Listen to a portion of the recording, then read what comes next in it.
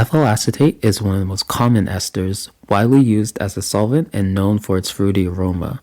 It can be synthesized in several ways, most commonly via Fischer esterification using acetic acid with an acid catalyst, or even base catalyzed under specific conditions. In this video, I'm using acetic anhydride, which reacts more readily and avoids equilibrium limitations. To a flask, I added 10 ml of ethanol followed by 17 ml of acetic anhydride.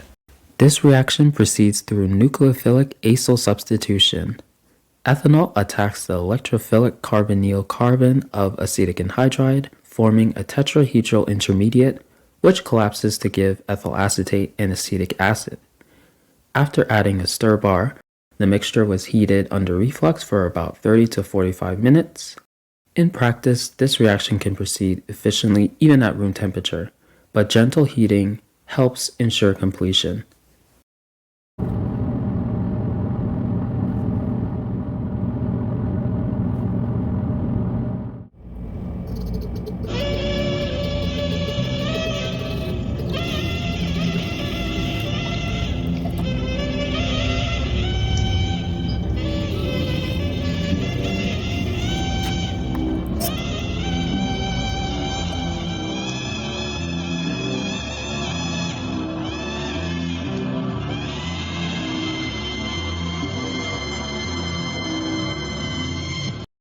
After completion, I added aqueous sodium hydroxide at room temperature.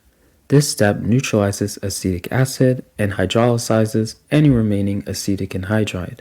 Ideally, this should be done cold to minimize hydrolysis of the ester product, but I kept this attempt as is since it sounded and looked cool. After mixing, the solution separates into two layers. The organic layer contains ethyl acetate, which also gives off its characteristic fruity odor. The organic phase was dried over magnesium sulfate and filtered using a pastured pipette plugged with a chem wipe. At this stage, distillation would be the optimal purification method. Here's the proton NMR. You'll see three main signals: a triplet for the terminal methyl group, a quartet for the methylene next to the oxygen, and a singlet for the acetyl methyl group. Together, these match the expected splitting patterns for ethyl acetate. Now looking at HNBC, this technique shows long-range proton-carbon correlations over 2 to 3 bonds.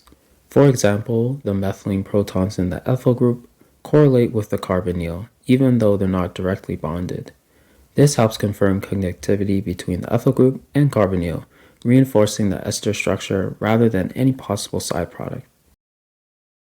Finally, here's a zoomed-in, non-decoupled 13C spectrum. The methyl carbons showing splitting due to coupling with attached protons, giving additional structural detail that's normally removed in decoupled spectra. Altogether, these experiments confirm the successful synthesis of ethyl acetate. Thanks for watching.